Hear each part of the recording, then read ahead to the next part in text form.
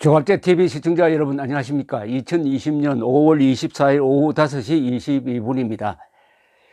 노무현 전 대통령에 대한 평가가 높습니다. 요새 역다의 대통령 인기도 조사를 하면은 계속 1등을 하던 박정희를 제치고 노무현이가 1등을 하는 경우가 있습니다. 놀라운 사실입니다.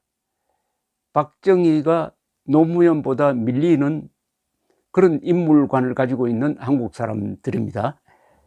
그런데 노무현에 대한 이 평가는 미국에서는 매우 낮습니다. 미국에서는 고위 관료를 지냈다가 은퇴를 하면 보통 한 4, 5년 안으로 회고를 그렇습니다. 이 부시 그리고 오바마 행정부 때 재직했던 관료들 중에 회고를 쓴 사람이 제가 읽어본 바로는 로버트 게이츠 국방장관, 곤돌리사 라이스 국무장관, 그리고 럼스펠드 국방장관, 딕 체니 부통령, 이런 분들이 있는데, 이 중에서 로버트 게이츠와 곤돌리사 라이스 두 사람이 노무현 대통령에 대한 평이 있는데 아주 나쁩니다. 이거는 좀 지나치다고 할 정도로 그 표현이 너무나 직설적입니다. 요사이 한국에서 노무현 평가가 높아지니까 일종의 카운터 밸런스로서 이 미국에서 보는 노무현 대통령 평을 좀 소개를 해드리려고 합니다. 참고로 이 게이츠, 라이스 두 사람은 이명박 대통령에 대한 평가는 매우 높아요. 아주 대조적입니다. 한국에서는 이명박 대통령 평가가 매우 낮는데 이 인물에 대한 극과 극의 이 평가의 차이가 국민 수준을 나타내는 건지 뭔지 앞으로 곰곰이 한번 생각해 볼 필요가 있습니다. 로버트 게이츠 전 미국 국방장관은 어떤 분이냐 하면은 이분이 미국 CIA 출신입니다. 그리고 부시 행정부 때 이라크전이 수렁에 빠지니까 럼스펠트 후임으로 부시에 의해서 발탁됐던 사람이고, 이분의 지도하에 이라크의 내전 수습이 좀 진행되었던 평이 아주 높은 사람인데, 더구나 오바마 행정부 때도 계속해서 국방장관을 했습니다. 이 국방장관 요직에 공화당, 민주당을 걸쳐서 했다는 것은 유능하다는 뜻이죠. 이분이 몇 년 전에 듀티, 임무라는 제목의 회고록을 썼는데 2007년 11월, 그러니까 노무현 대통령 퇴임 한 4개월 전에 서울에서 노 전 대통령을 만난 이야기를 이렇게 했습니다.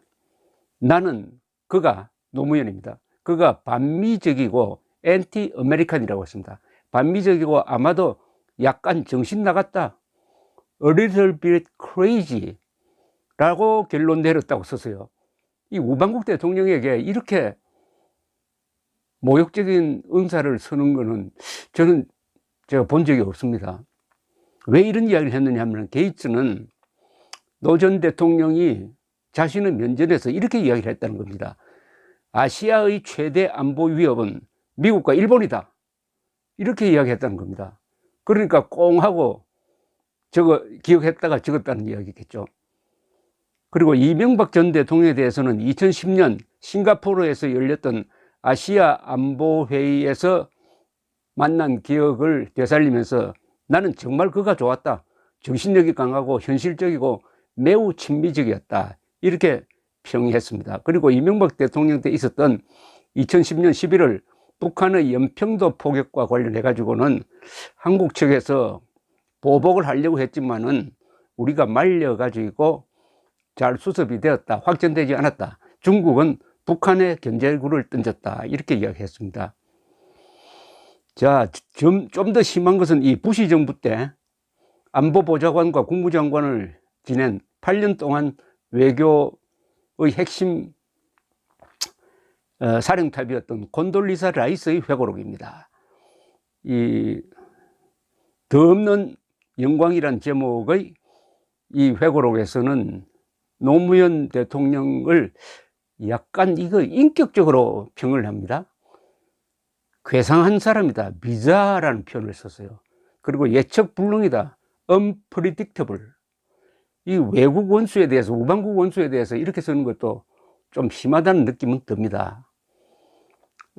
그는 이렇게 썼어요. 노무현 대통령은 생각을 잃기 힘든 사람이었다. 그는 때로는 반미 성향을 보여주는 말들을 하곤 했다. 이 국무장관, 국방장관이 다 노무현을 반미적이라고 봅니다. 방한 때 노 대통령은 나에게 강의를 했는데 남한이 중국과 미국 사이에서 균형자 역할을 해야 한다는 것이었다. 이거는 문정인이라는 사람의 아이디어인데 이 이야기를 듣고 아주 냉소적으로 썼습니다. 이 균형자라는 것은 참 밸런스란 뜻인데 어려운 일입니다. 균형자를 할 정도면은 적어도 핵무기를 가져야 됩니다. 유럽에서 균형자 역할을 한 나라가 영국입니다. 영국은 예컨대 프랑스와 독일이 대결하면은 거기서 균형자 역할을 해서 좀 약한 편에 합세를 한다든지 해가지고 밸런스를 맞추는 거죠. 한국은 중국과 미국 사이에서 균형자 역할을 할 만한 능력이 없습니다. 또 해서도 안 됩니다. 왜냐하면 한미동맹이 있기 때문에요. 불가피하게 미국 편에 들 수밖에 없는데 감히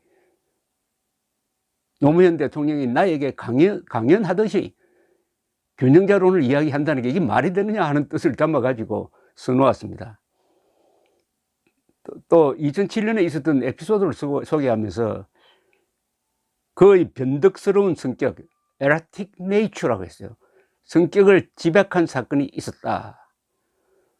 erratic nature. 참, 이 말을 만약 누구 면전에서 하면 아마 주먹다짐할 겁니다. 이건 뭐냐면 2007년 9월 호주 시드니 에이펙 정상회담에 참석해가지고 부시, 노무현 두 사람이 만나서 회담을 했는데 그 뒤에 기자회견을 합니다. 기자회견을 하는데 갑자기 노무현 대통령이 이렇게 기자들 앞에서 부시에게 질문을 했다는 것입니다. 내가 잘못 들은 것인지 모르겠는데 부시 대통령께서는 지금 한국 전쟁 종전선언을 언급하시지 않은 것 같습니다. 부시 대통령 그렇게 말했습니까? 라고 물었답니다.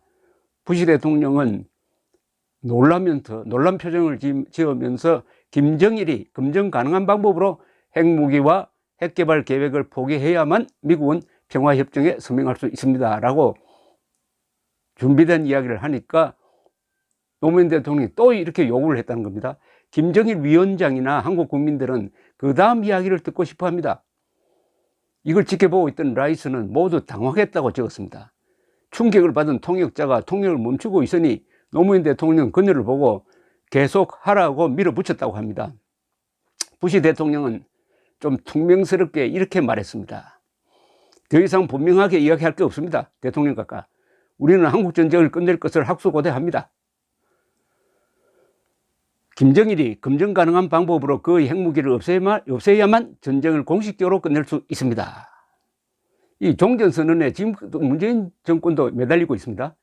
종전선언을 하면은 뭐 평화가 온다고 그러는데 핵무기를 가진 상태에서 종전선언을 하면은 대한민국이 무장해제당하는 거죠. 그런데 이 노선을 문재인 전에 노무현 때부터 집착하고 있었다는 이야기입니다. 라이스는 이렇게 평했습니다. 이 에피소드를 소개한 다음에 그의 예측 불능 형태, unpredictable behavior를 알고 난 이후에는 솔직히 말해서 한국으로부터 무엇을 기대할 수 있을지 모르게 되었다.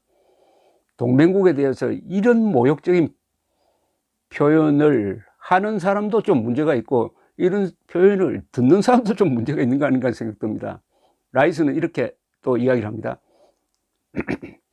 국무장관으로서 처음 2년간은 반기문 외교통상부 장관을 통하여 노무현 대통령을 통역했다고 썼습니다.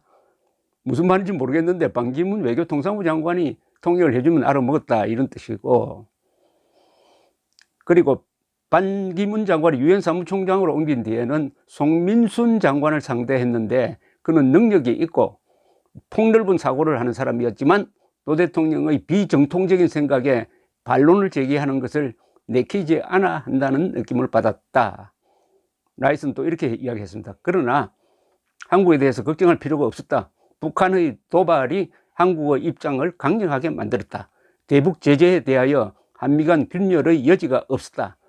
즉 그래도 북한이 워낙 도발적으로 나오니까 한국과 미국이 떨어질래야 떨어질 수가 없었다, 이런 이야기입니다. 또 이 라이스도 이명박 대통령 이 취임식 때 와서 만나보고는 좋은 인물평을 남겼습니다. 이 무렵, 그러니까 2007년 무렵, 그러니까 2007년 10월 3일에서 3일, 4일, 5일 노무현 대통령이 평양을 방문해서 김정일을 만났고, 그 대화록이 박근혜 정부 때 공개되어서 많은 사람들을 충격에 빠뜨렸습니다. 거기서 노무현 대통령이 김정일 앞에서 너무나 저자세였습니다.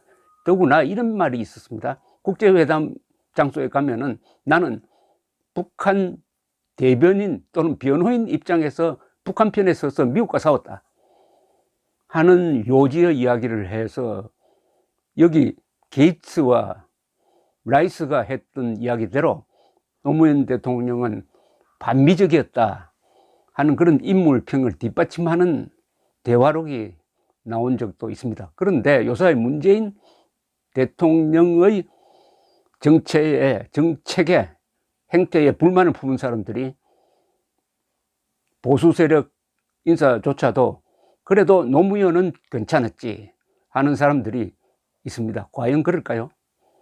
노무현 대통령은 잘했고 문재인 대통령은 못했다, 이렇게 볼 수 있을까요? 참고로 말씀드렸습니다. 감사합니다.